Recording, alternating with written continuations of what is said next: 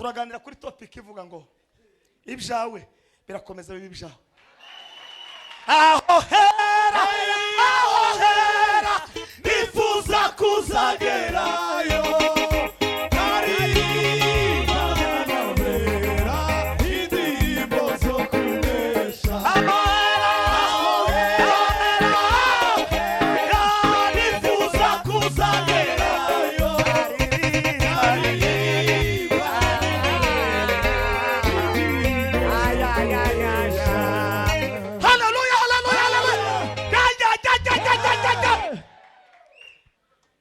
aho hera nifuza kuzagerayo, karirimba amashindirimbo zo kunesha. Aho hera nifuza kuzagerayo, karirimba indirimbo zo kunesha. Kugira ngo igitaramo tugisangire, reka dusome ijambo. Abashoboye murakomeza muhagarare. Umuriro watse. Igitabo cyo kutoka kuvayo egome kuvayo igice cya kabiri umurongo wa 5 n'uwa 6. Iyo mirongo ko ari ibiri nitwumva binaryoshe bamanuke kuwindwe, ariko niyo mirongo hanyuma tuganire ngo ibyawe bikomeze bibi byawe. Ndayandi magambo mfite, chako kitabaki kuwa chako, ikimwawe kigabera kimwawe naho inuko. Soma data vuba. Maze umukobwa wa Farao aho amanuka kwiyuhagira mu ruzi. Ni lazima watu washuke leo. Injoreke ziwe zigenda ku nkombe y'uruzi. Umuriro w'Imana Abona kagatebo mu rufunzo. Umuriro atuma inshoreke yiwe kukazana. 6 arakarumura, asanga karimwo umwana, kandi uwo mwana yari kwararira, amutera kagongwe. Atuyu n'umwana wo mu Baheburayo. Ico ni kimwe anawindwa, lakini sasa huyu ni mtoto wa Ebrania, anamtambua, ariko ari mu gatebo kararira, kandi uyu mutipe ni Umuheburayo. Endelea mzee. Maze mushikiwe abaza uwo mukobwa wa Farao ati, mbega sinoja kukuronderera umugore wo mu Baheburayo yego ngo amukonkereze amunyonyeshe nitafute mulezi uyu mukobwa sinzi Miriam yari umuhanga. Miriam akajabuka ayivuga mu reka maze ndeke. Sage waravuze ngo ndiri bigifurere. Okay, so ni kibo cyari gicomotse. So murangize gira twije. Okay. Umukobwa hamwe Farao aramwishura tegome. Yegome. Genda nuko umukobwa. Egome.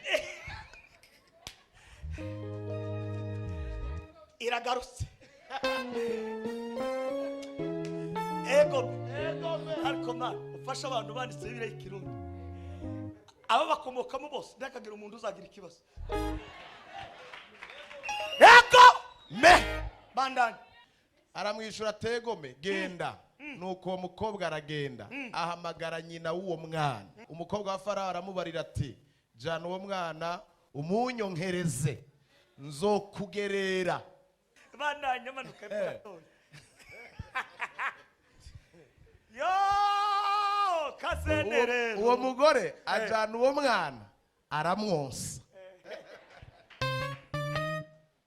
Iyo turyamye dusinziriye, cyangwa iyo tugenda mu mihanda, turindwa n'imbabazi zayo, turindwa n'urukundo rwa Yesu. Iyo turyamye dusinziriye, cyangwa iyo tugenda mu mihanda, turindwa n'imbabazi zayo.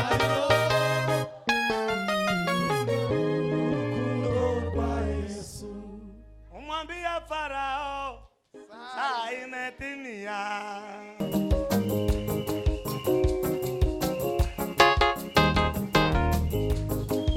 Farao mtu Israeli Farao mtu mubaya aliwatesa wana Israeli. Farao mtu mubaya aliwatesa wana Israeli Farao mtu mubaya aliwatesa wana Israeli. Haleluya Farao mtu mubaya aliwatesa wana Israeli Farao mtu mubaya aliwatesa wana Israeli. Haleluya Farao mtu mubaya aliwatesa wana Israeli Farao. Imbaraga zitatu za Mose. Andika. Nguvu tatu za Musa. Iya mbere nuko mama wiwe tigeze arwara indwara yo kurangara. Mama we yagwaye indwara yo kurangara. Kurangara mu Kirundi niki? Sukuma nuko nyine mwabitoye. Ndamukiriza umuntu mubwire ngo irinde indwara yo gusamara.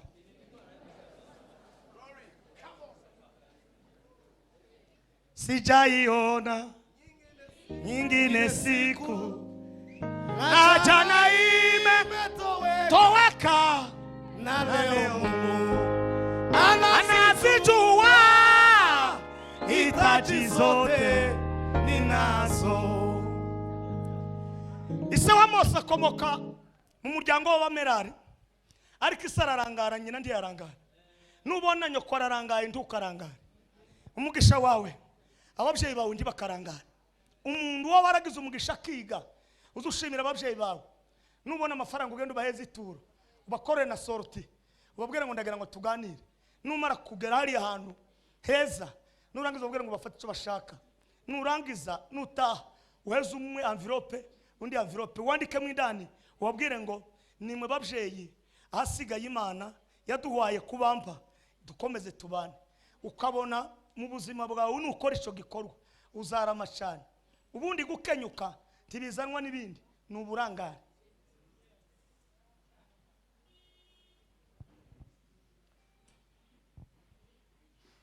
Uburangare ni indwara irusha sida. Uburangare barusha kase. Uburangare burarusha corona.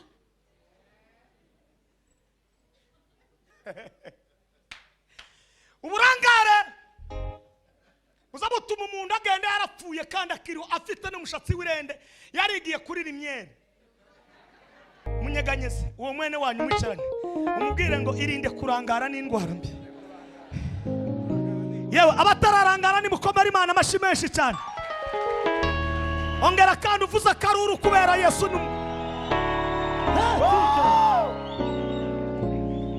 hari umudamu utarugeze urangara ngo arangize yimenye ikibazo. Umunsi uzamenya ikibazo ufite niwe uzamenya n'inzira kuja kugikemura. Ntugategereze ngo abantu bakumenyere ibishawe. Nutegereza ngo bakumenyere ibishawe bazabisandaza. Ubisanga Muyinga na Ngozi no mu Kirundo na Karuzi. Vuga ngo kera narabyumvise.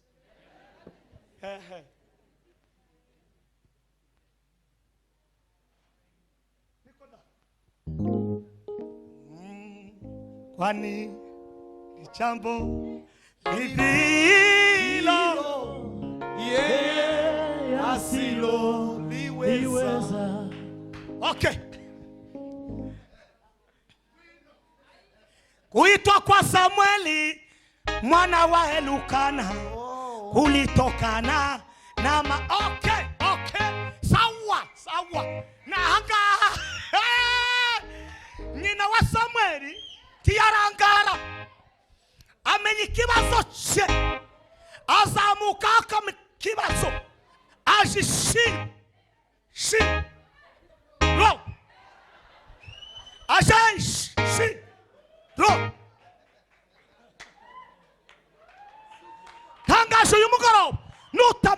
ububabare bw'ikibazo cyawe ngo uzamuke ujishiro icyawe ntikizakemuka.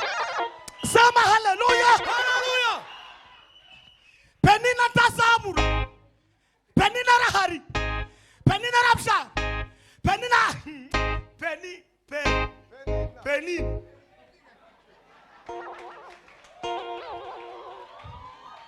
hari umuntu utangiye kunumva komera Imana amashyi menshi cyane.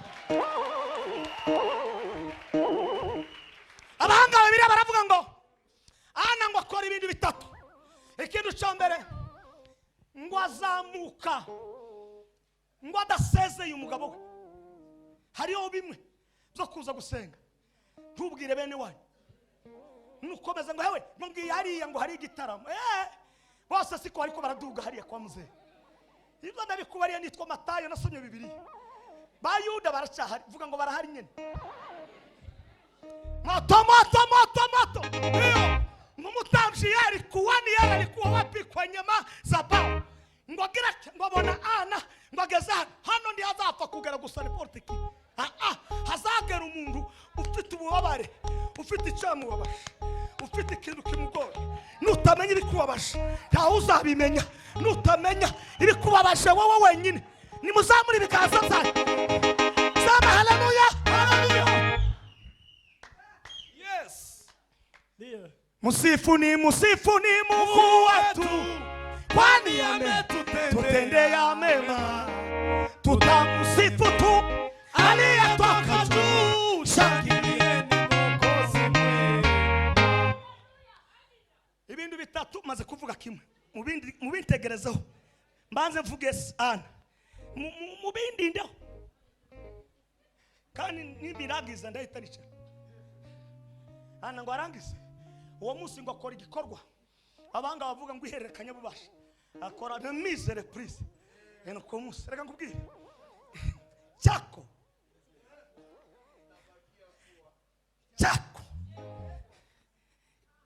icyawe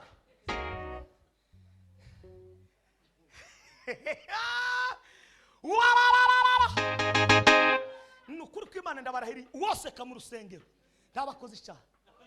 Hindukira n'umuntu umubwire ngo uracyaseka cyangwa byararangiye. Ndakwizeye Ndakwingiye tawundi nakubangikanya nawe. Ana ntiyavuga ibimu ngo abibwire abibwira ijuru, abipresenta juru havuzatu jana ibituremere juru nimwe juru shira kandi nawe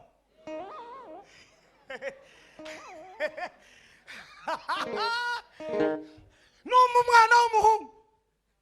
Okay, ndakitagira amatwi abana b'abahungu ho baba bose.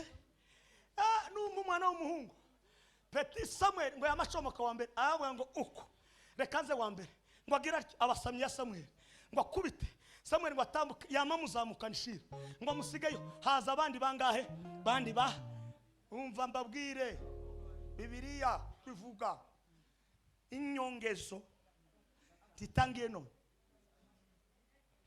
kuongeza hakukuanza leo.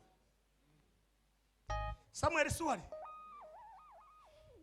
imuheza abandi babaye bangahe ni batanu yamuhaye bane na Samuel imuye umwoko yamuhaye bane, abahungu batatu n'umukobwa umwe na Samuel wa gatanu. Noneho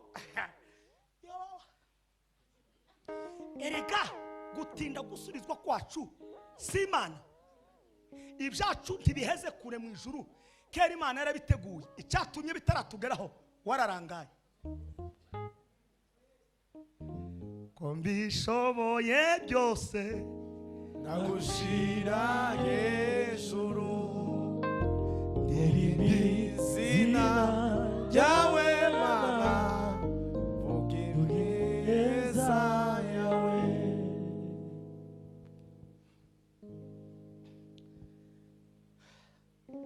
Ijuru niryo ryari ryakonfaminze rifunga Aninda Okay, Imana ishobora gufunga ibintu ikavuga ngo ntuzagera ku gisubizo, ariko wazamukana iyerekwa, wamenya aho Imana ikunda, wavumbura ibintu Imana ikavuga ngo pinduye iki, pinduye karendiri.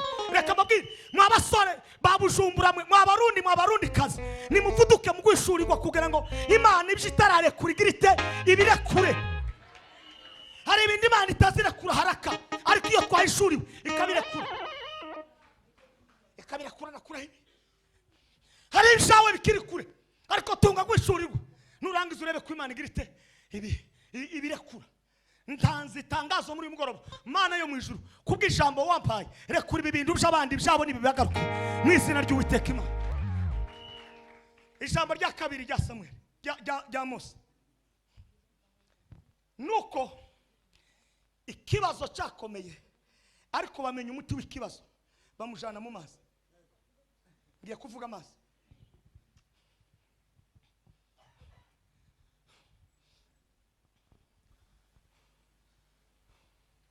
Uri soko ngari nziza, shabugufi wa mutindiwe, Chakubirenge by'umukiza agutunganye. Mutega amatwi.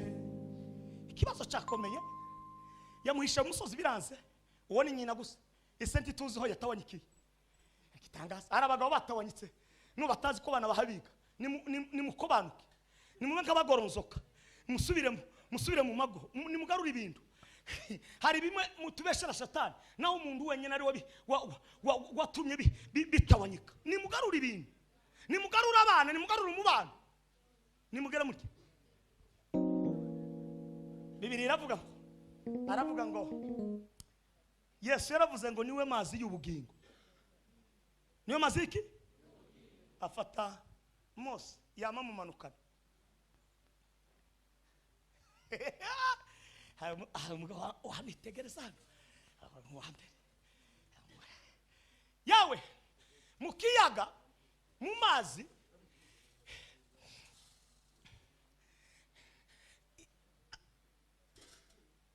Miriya ngahesha uzuba amaso, jewe singaragara hano ndakuze, ariko kuko ari umupeti na ukaba umupeti bakiyahaba, amusize mu mazi, amukora iki?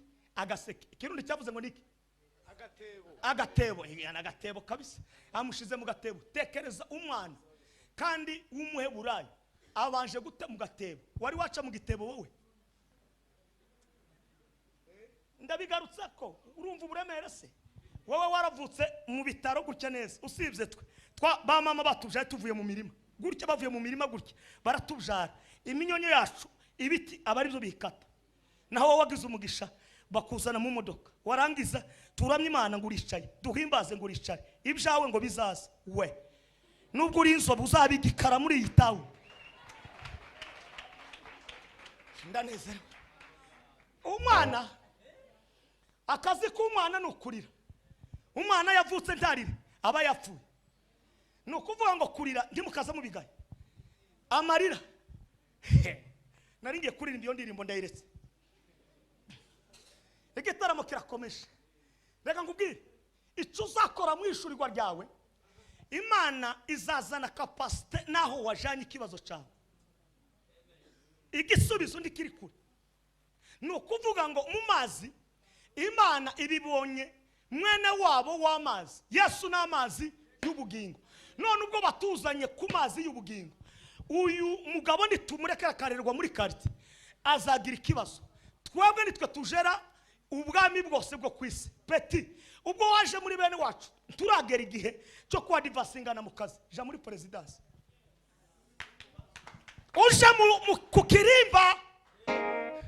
So nuja ku kirimba kuko muri future yawe, ejo hawe uzakora ibikorwa.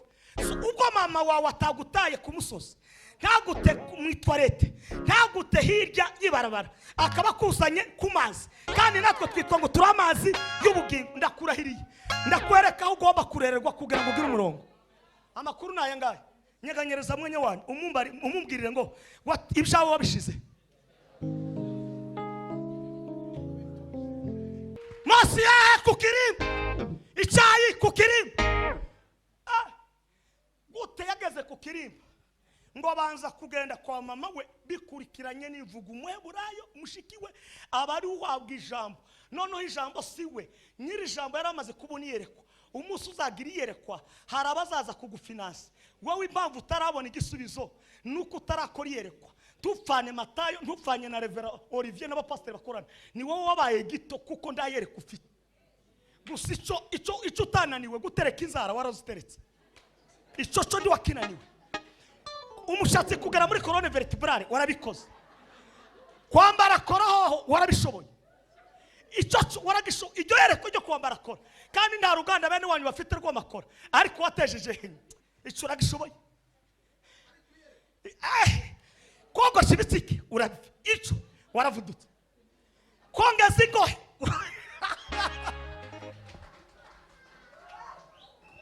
Ayiwa! Ariko yereko.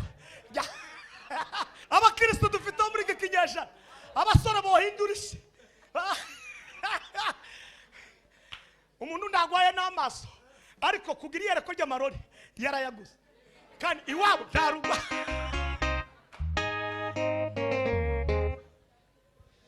Nimuzamure ibiganza. Nimaze Imana icyubahiro kandi. Hallelujah. Nimwakabanyaganyeza cyane ngira ndangize. Zama hallelujah. Hallelujah. Zama hey. Ongala la sange. Ingaya sakango. Uwo mufasha kamujanira umurezi akamurera ijambo. Iyo wakoze iyereko icyo uvuga cyose kiza cyumvikana. Ntiwabuza bakuvuganira wabuze iyereko. Naho ibyawe tibiri kure kurakaba kabiruhande ariko bikwegereye. Ndakurahiri nitwa Matayo mu Bugande ndi umukongomani wuzuye kaba mwene w'ijuru. Jewe n'Imana ndadata n'umwuka wera tubana gutya. Nubwo nzaryama mu gitanda mu Bugande ariko nibera mu ijuru. Kandi sinigeze ndekeyereko irya mbere. Para Mtumbaya Ani watesa wanaisisira eneo. Amadolari azava Amerika. Kayarya. Umuhungu wo mu bibogobogo. Ico ni kimwe. Nahinze imirima nubu ko ndahinga. Nimugera muri. Nimuvuge ngo amen. Ngira ibishimbo byo mu mirima. Karya ibigori byo mu mirima. Kandi ubu nubatse clinique. Dispensaire narayubaka. Ubu ngiye gukora finissage mu minsi mike. Umuhungu sinize ndakaminuza ngira ariko ngira iyo mu ijuru. Kandi abo nkoresha naba docteur naba lisansi. Umuhungu wize gusa ngera muri 4e secondaire. Nayo sinayihejeje. Ngiye gutanga haleluya kubyimana yakoreye nawe ibyo yagukoreye. Nimuzamure ibiganza nimuvuge ngo haleluya. Haleluya.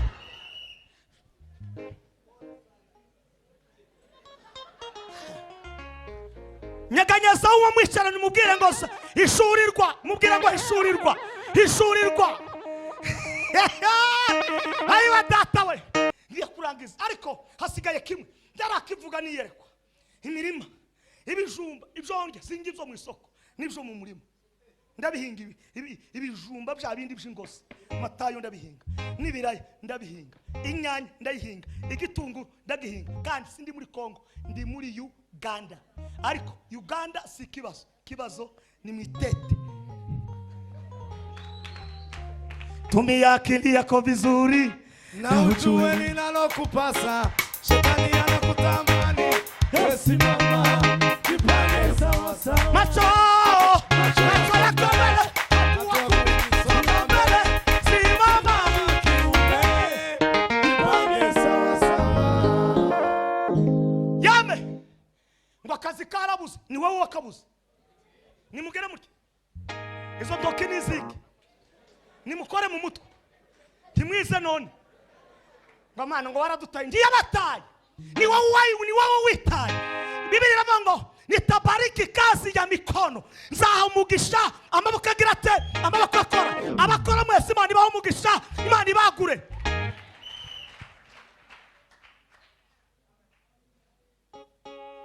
mfite cano nayitangiriye muri corona, vuninga amafaranga kagurisha ku gitoke, kagurisha kuri bya birayi, izarazamuka ubu nyine zitangiye kwinjira. Amina, Amina, Amina, usifiwe Jehova. Amina, Amina,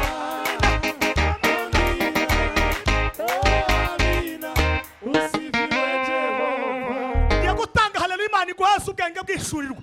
Nimuzamure ibiganza. Haleluya, haleluya, sema hey, hey. Tubona afiya yanje, urabona umubiri kumeze sava. Nawe wakumenyereye biriya byo muri engrais chimique bakubisemo, wakubitamo umubiri inkoko bayitera ishinge pana. Tugomba kurya izacu z'ikirundi, tukarya izacu za Afrika, ibishimbo byacu, ibigori byacu, byacu, byacu.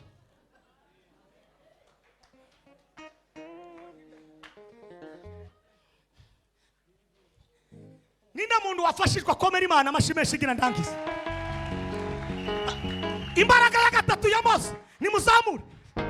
Imbaraga ya gatatu ya Mose yamenye kwitwara mu butayu neza. Alijua kujipeleka vizuri katika jangwa.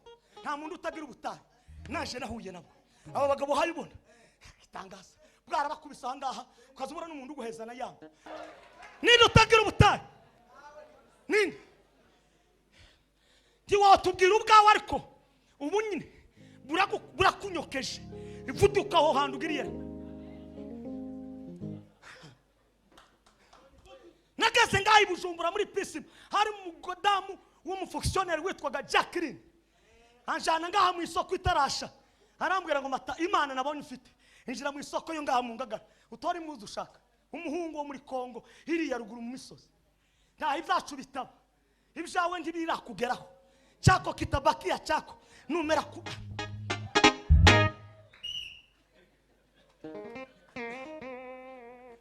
Ndatora dori impuzu ndazitora, amakombure ndatora, arambwira ngo ufata nini nishakoshi nayo ndayitora.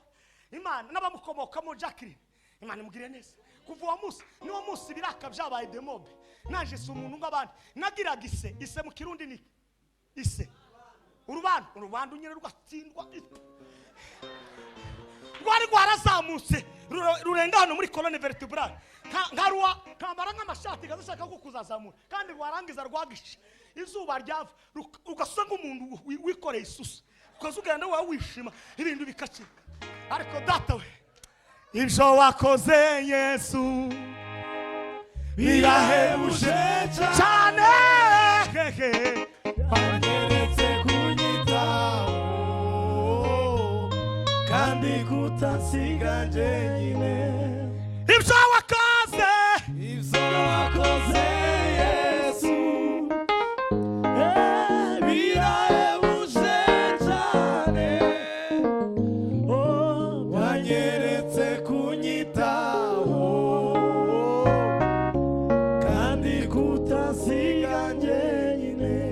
icyo yataye mu mazi ngo agira ati abona kiraje kandi atangiye kucoza amashereka yaragiye kugira ikibazo.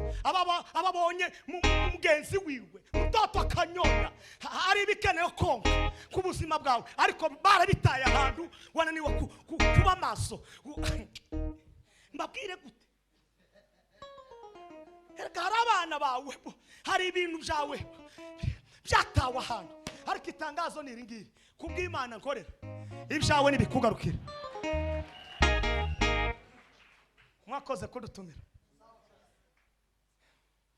kandi wakomeza kuvuga ibintu bibiha bimanuka noza kwica gahunda. Mbabwiye aya makuru, uburebure sibwo buzatuma bazagushaka aho uri. Iki kurimo kutarangara kwawe no kuba maso nico gituma ijuru rizagushaka rikagusingiriza ibisubizo. Tibiri kure habe na hepfo birahari. Reka nkubwire ibisubizo iyo byaje biza nk'amazi yo kwirobine. Ndabahanuriye umugoroba ibisubizo nibibashake ibyanyu byagiye kure bigende bakira. Nimwakira ijambo ry'Imana, Imana ibagirire neza. Chako kibakiye kuwa chako narimbaramukije narimbahaye yambu narimbahaye mwiriwe ahasigaye bayi.